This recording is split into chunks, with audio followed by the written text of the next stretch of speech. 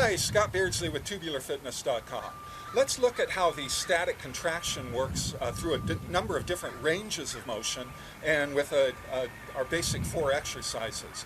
I talk a little bit in more detail about the static contraction in a video focused just on that. It's a really simple concept. You're just basically getting to where you're pushing against the maximum amount of resistance to a point where you then cannot push any further, and you just stop and you hold that position that you're in for as long a period of time as you can.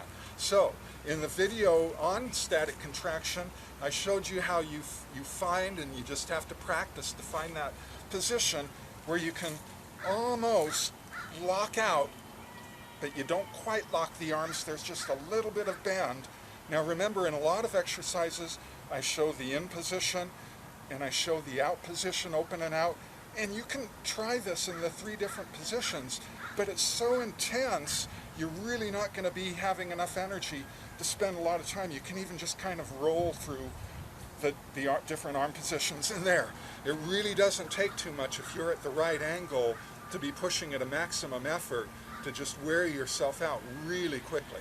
But now, unlike what's been shown in the lab where they get into this most powerful position which is almost locked out, by using the resistance tubes we can actually do the same thing in the middle of the range. So I step out a little bit further, I push out, and I'm not quite able to push much further than the middle of the range.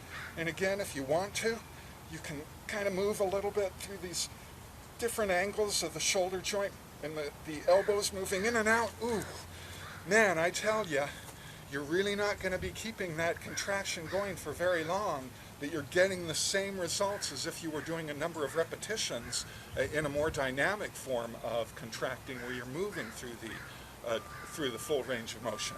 So now I step out again to where I'm way back in at the beginning of the motion. Again, I'm only going to push out a few inches because I'm using all of my tubes here, the 4 tubes of the basic set. Go ahead and push out. You're not going to get very much range of motion with the elbows on this one because you're so far back. But you just push, push, push, push. Oh man, I tell you, it does not take long to really feel that workout just really affecting those muscles deeply.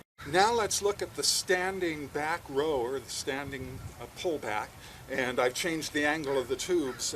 Obviously at home you wouldn't need to do that, you just turn around and be facing into your anchor point. So I'm going to do the same thing, and I'm going to start with those arms in that almost completely straight out position. Now since I'm pulling, it doesn't matter if I'm starting in the locked out position, because of course I'm then pulling the handles back toward myself. So I pull back to get some really good stretch on the tubes, and I just pull. And that's it. Now I'm in my static contraction. I can get a little bit of movement in my elbows coming in, coming out, but the main point, whether there's any movement of the elbows at all, is really just a focus on pulling, pulling, pulling. Again, you're going to notice a lot of shaking going on in your hands if you're in your arms if you're doing this right, because you're really working those muscles.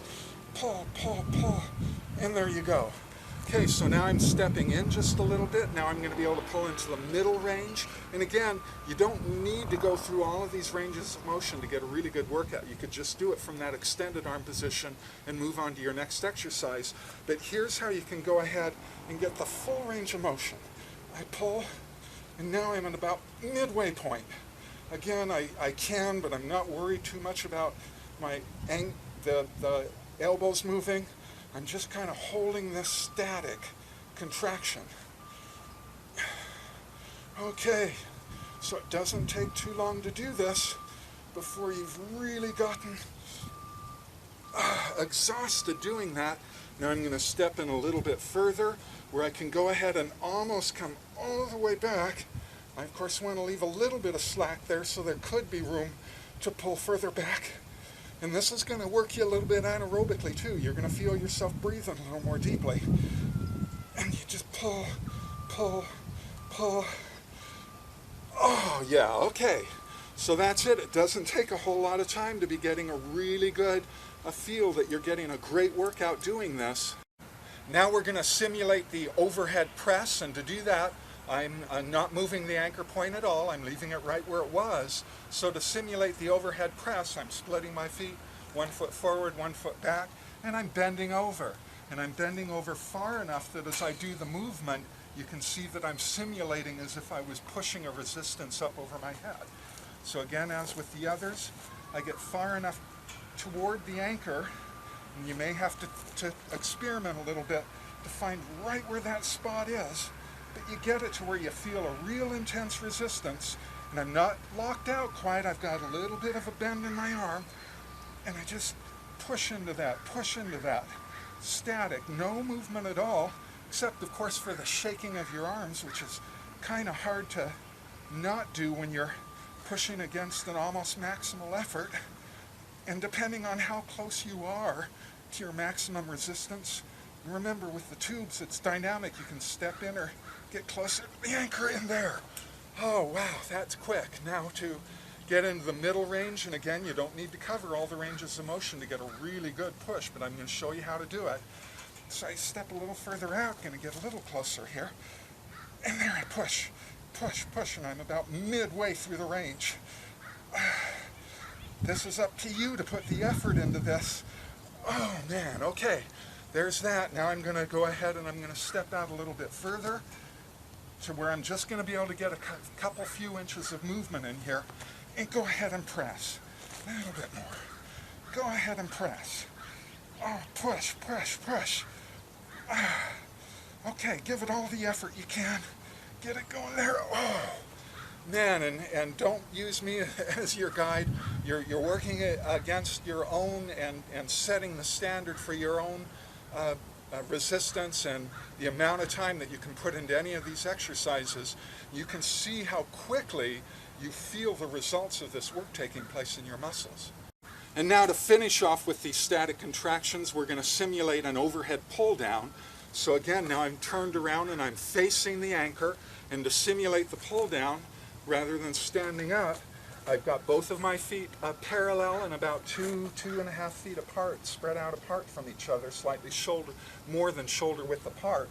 And I bend over so that my motion is simulating pulling down from overhead.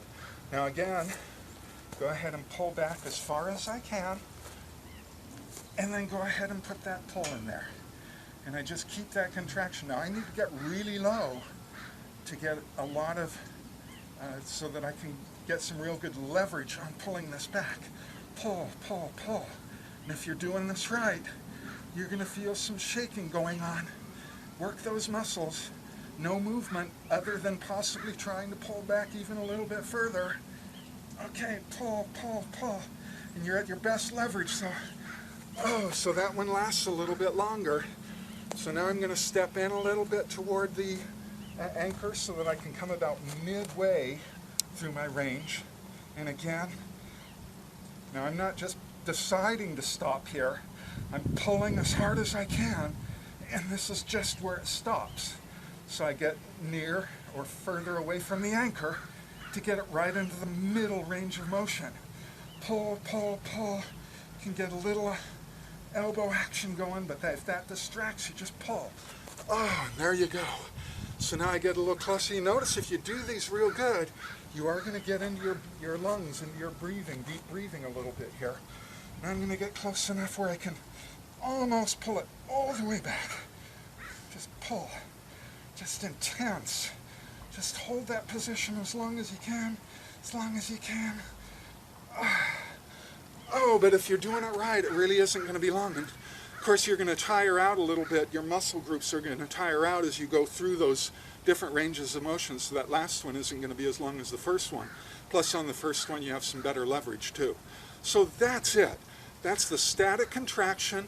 It's a way of getting some really powerful results in muscle strength, both in the length of the workout, of a single workout, and the number of workouts that it takes to get some really good results. It's a little bit more intense than the others, but if you try this out, you're going to see that this is a really dynamic way of building up your strength.